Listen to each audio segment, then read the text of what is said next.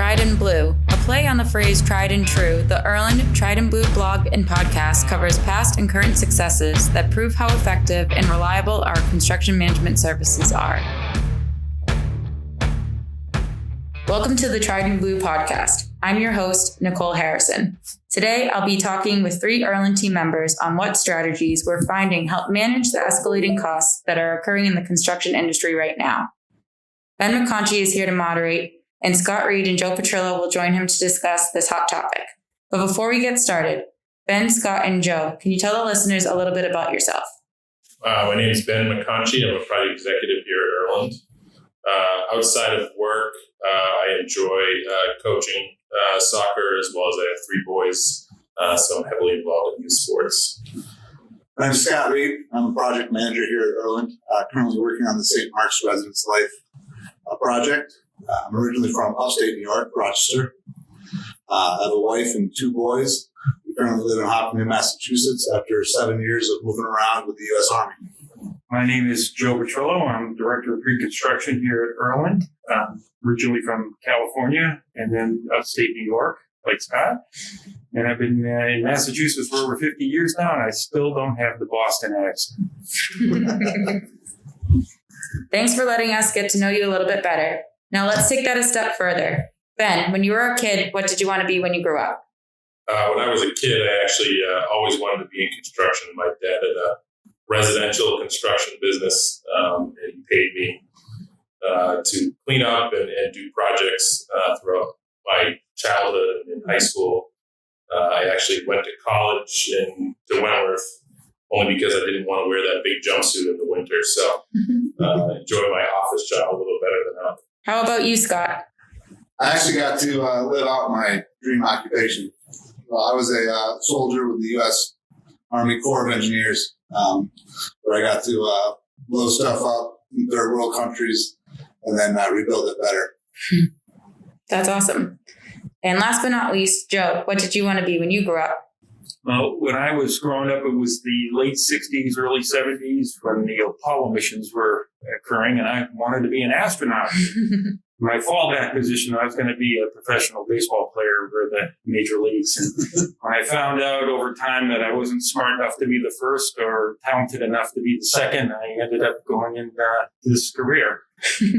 We all have big dreams as kids, but I'm glad that our paths brought us all here to Erland. All right, let's jump into today's discussion. I'm now going to hand over the mic to Ben to moderate.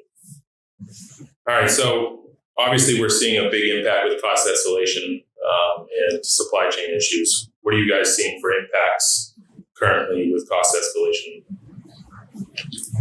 Well, honestly, Ben, just every trade and every material you can think of in this industry has been affected by escalation and or supply chain issues. We get notifications in the Preconstruction and estimating department just about every day from various vendors, various subcontractors of issues that they're seeing with acquiring materials, schedule delays across the board. We try to keep track of them, and we'll discuss a little later how we try to accommodate those. But it's quite I don't know how to say it. I guess it is unprecedented. I guess we've never seen it to this degree. Some of the increases are at percentage rates we've never seen before, and we just try to adjust and accommodate as best we can as we move forward. Scott, how about you? I'd say there hasn't been a trade that I've had conversations with there where the escalation has not come up. Obviously, our bigger trades, the electricians, the roofer, the HVAC contractors, the glass and glazing contractors have all noted escalation impacts. Some of them through open discussions with the project team from ownership and architects. We found solutions, whether it's absorbing that cost impact or finding alternates to that product that has the escalation. This has been our solution so far through the project. So interestingly enough, you guys have 2 different views on cost escalation. Joe, you have to deal with it from the standpoint of you first get a set of plans, you're giving them a budget, and then all of a sudden you're having to price it through the different stages, schematic, DD, CDs. And then, Scott, you're having to deal with it sometimes when you're awarding the trade, but then sometimes now we're seeing even after. Joe, I don't know if you can kind of run us through what you're seeing from the time you give a budget to the time you kind of get to CDs. How are those conversations going?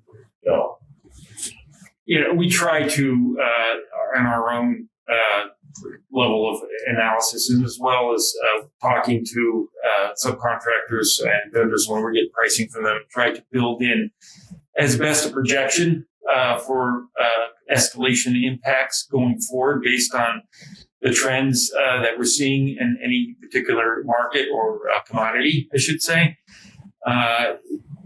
We hope that they hold. In some cases they do. Some cases they don't hold as well. So we have to make adjustments, to your point, through the various stages. We're in dealing with these various entities. We're trying to keep our fingers on the pulse as much as we can and build in projections for the owners. And then when it's eventually pulled together, as we're going through pre-construction, we're reviewing it with the whole team, the owner, the client, the designers as well, giving them the feedback as we see it today and what we foresee as best we can project for the future. And it prompts discussions as to whether we should stay on the same path of design or product or schedule, or whether we should make a course correct on any one of those to try and alleviate cost impact without jeopardizing the project's programming or scheduling or ultimate intent. So do you see a benefit to an owner hiring a CM kind of early in pre-construction? Absolutely. It's really key to trying to set up a job for success as much as you possibly can before you actually hit shovels into the ground. Having the feedback in working together as a team to vet out design and logistical challenges, not only as a job is being developed, but building in what we know based on what the various markets are telling us, design assist, if you will, can definitely create more effective and more efficient project as you move forward, not only in terms of design, but in terms of the actual physical construction and the cost impacts associated. Yes, so Scott, do you see any benefits to being on early in pre-construction, and what would you do if you were on a project to mitigate some of the things we've had to deal with, both with cost escalation and with supply chain? Sure, being in early allows us as project managers to get the early release on the items that we see being impacted by cost escalation, and to have a longer lead time now with our supply chain challenges. Yeah, I know Erland has one project right now where we are ordering the roof while still in the DD design phase, just knowing that it's going to impact the project. I think the ability to identify those things and award them earlier, I've never seen it before. Insulation on the outside of the building, like we did with that St. Mark's, getting a 40-week lead time, as soon as you start the job. I don't know if there's any other items or things you can think of on that project that you wish you had, time early on to. Sure, I think some of the big things like our generator, our electrical switch gear, things like that. Bringing that in early. Even the hardy siding, hardy panel siding that we have, just releasing those early as soon as we can to get that in order to meet the project schedule, so you don't have any downtime in that schedule, which costs money as well. Great. Joe, how would you explain, project cost escalation to a client? It's really a giant crystal ball, and all pun intended.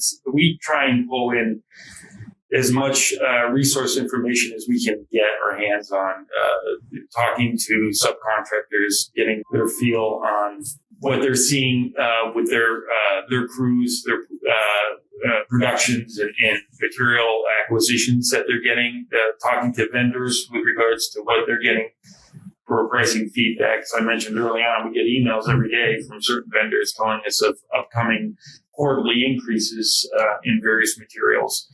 There's a lot of trade resources available too. Obviously, ENR has a publication every week, which gives us a pretty good projection as to what various escalation feedback they're getting in the industry from various sources. AGC, ABC also give us some their takes on it as well.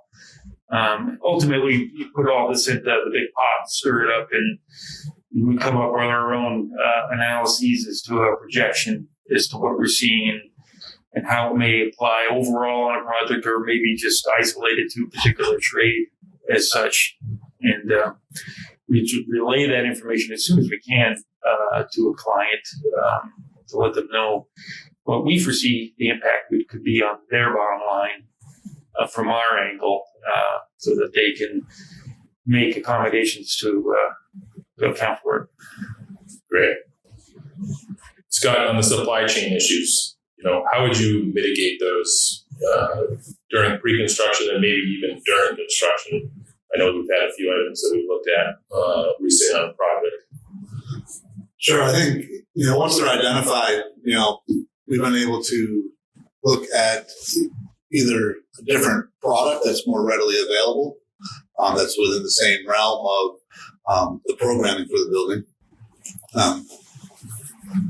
Recently we looked at a granite step on a main staircase over at St. Mark's, where there was an escalation as well as a lead time issue with the specified stone for it. We brought in an alternate that did not have escalation and was readily available for the owner and design team to review. Very close in aesthetics. So, once the design team looked at it and the owner looked at it, they were willing to jump on that and alleviate any supply chain issues and escalation costs associated with that. So that's just one example of the challenges and how to overcome it. I think another good one too, if you want to talk to a little bit, is the accepting materials maybe out of sequence and storage. That has been a big thing, I know, out at St. Mark's, but I've done other projects as well. So early in the project, probably a month or two after we started foundations, we had the opportunity to secure all of the roof insulation months before the roof even started. So probably 3 to 6 months before the roof even started.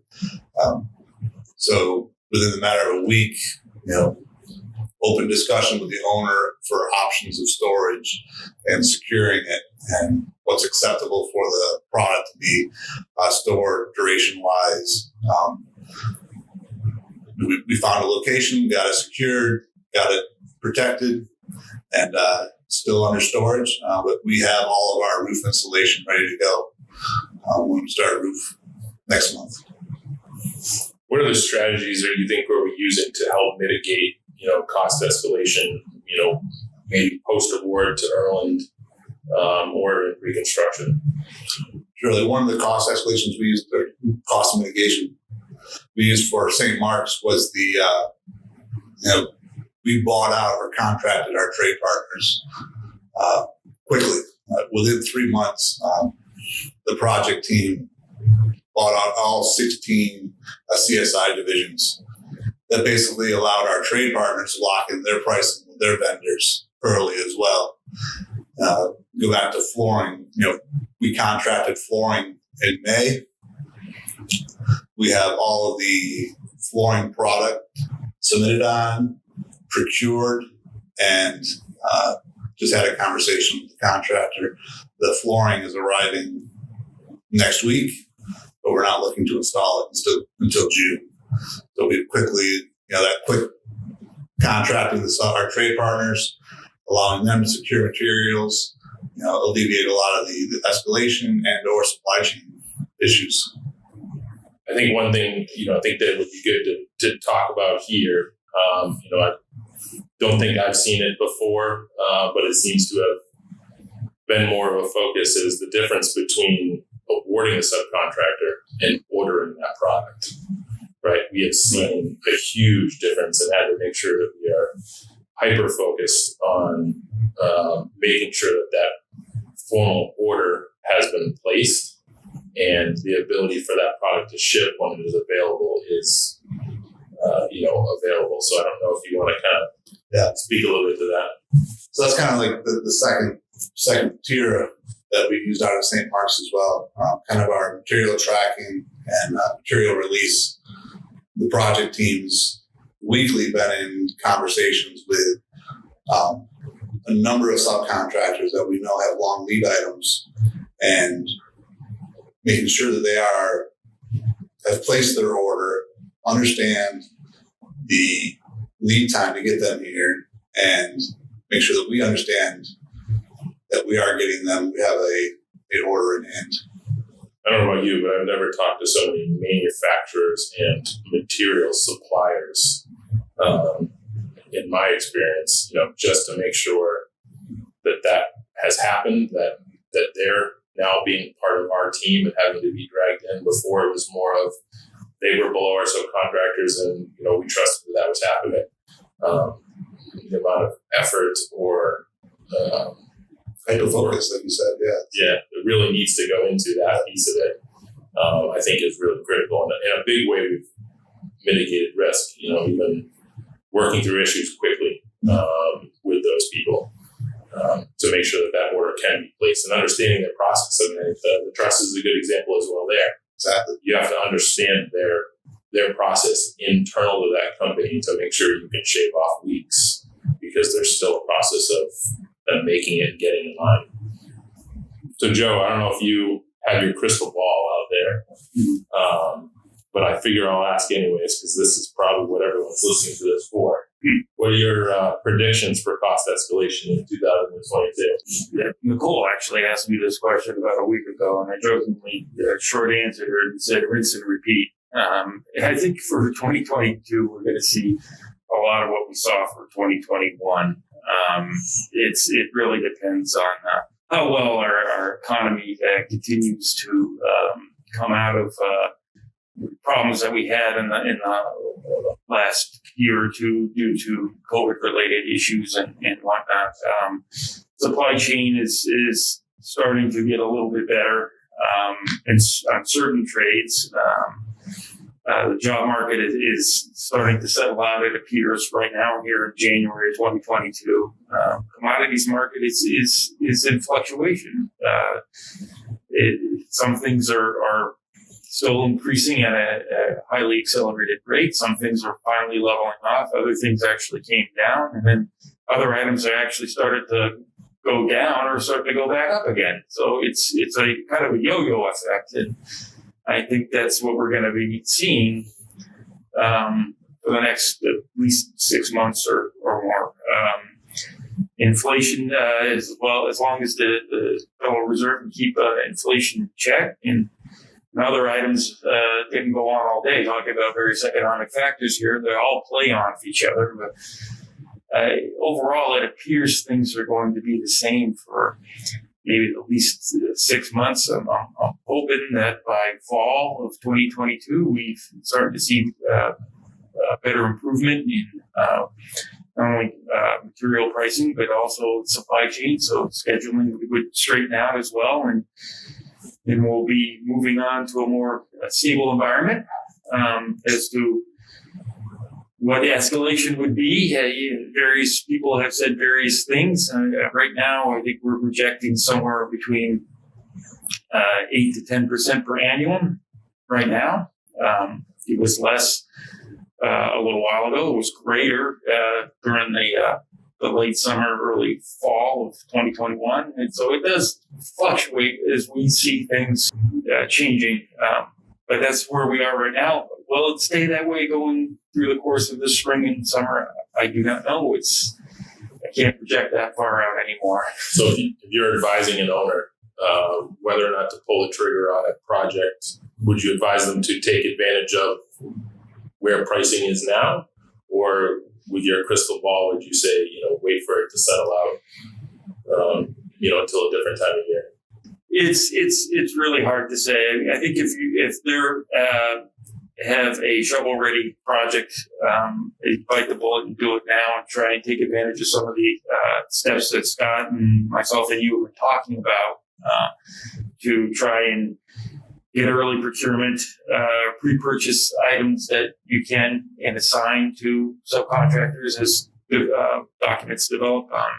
Design assist to help with partnering with subcontractors to work with us and an architect to not only come up with the most efficient design, taking advantage of material pricing and availability to meet their design intent aesthetics, as you mentioned earlier, Scott. If you're in that position, that's how I would do it. If you're contemplating a project, you're in a conceptual stage right now. That's a coin toss. Should you rush to get it to market as soon as you can, or should you wait and see where the future holds come later in the year? Because it's got to take some time to get through pre-construction to get to where you're going to procure. That's a tough one. I think it varies from industry to industry and finance to finance. I think the lumber market's a good example, right? So I think it went crazy last year, then it came back down. Now it's going back up. And now it's going back up. And so I think, you got to take advantage of your opportunities when you see it. When things come down, don't assume they're going to keep coming down. Take advantage where you see it in different trades, products. Everything's different. Insulation can be your issue, and then all of a sudden roof screws can be the next issue. I would apply some of the principles that you use when you do your personal investment. You almost apply the same philosophy to how you would handle the escalation in this industry right now. I think, Scott, I know we talked a little bit about it, but I don't know if you want to speak to a little bit of the work done out there at the St. Mark's project. We started the project pretty quick, fast, and in a hurry. We did not have any escalation or impact of steel early in the summer. Fortunately, that was one of the first subcontractors that we bought out. Allowed them to jump into production fairly quickly. Followed right behind our concrete guy. As we got into cold form metal framing, there was some material procurement lead time issues there, which all was manageable through the prior planning and releasing the material floor by floor, phase by phase on the project. And then we're starting to get into our facade right now. And that's probably one thing that we are a little bit behind on with procurement because of the thermofiber 40-week lead time that we discovered early in the project. So it's causing some additional costs for, winter conditions because it wasn't programmed to be installed in the winter initially. So that's goes back to the open discussion with the project team from the owner, designers, owners' representatives, and owners' project managers, and Erland to go back and say, here's the project's problem. This is not a Erland problem. It's not an owner's problem. How can we solve it together? Which has really been our approach with St. Mark's. They've been very receptive to it. Really helped our project move forward. In particular, with the delay on our roof trusses, we have had to temp in a temporary roof. When we approached the owner with a recommendation, a solution, a cost estimate on it, and through the open discussion and review, we came to a pretty good financial resolution and allowed the project to stay on track, temping in the roof. I think that's been critical out there is, with the delays, you have materials, you have to think on your feet, you have to find a different way to do it. It's very interesting out there that we actually have our primo for our painter out there tomorrow, pending the snow, but we don't even have a roof on the building, right? So the basement is boarded and should be ready to take here in the next week or so and get painting going, but we don't even have a roof on this building. And so, we're going to stay on track and finish that building much closer than if we had just thrown up our hands and said we can't get anything. So, think, like all of this, we're going to be disrupted and never know where it's coming from. Each product all of a sudden seems to be surprising what the next one is, but you're going to have to resequence, work as a team, like you said, the whole project team, designers, OPMs, owners, to make the best out of a bad situation. So. Well, it's been great having you all on this month's podcast. Thank you for sitting down with me. Ben, can you tell the listeners the best way to connect with you if they have any additional questions regarding this topic? People can reach out to me on LinkedIn or email me, bmcconchie@erland.com. Awesome. That's it for today's Tried and Blue. We hope you join us next time for another exciting sit down with other Erland team members and even maybe some special guests. Keep checking our website to tune in.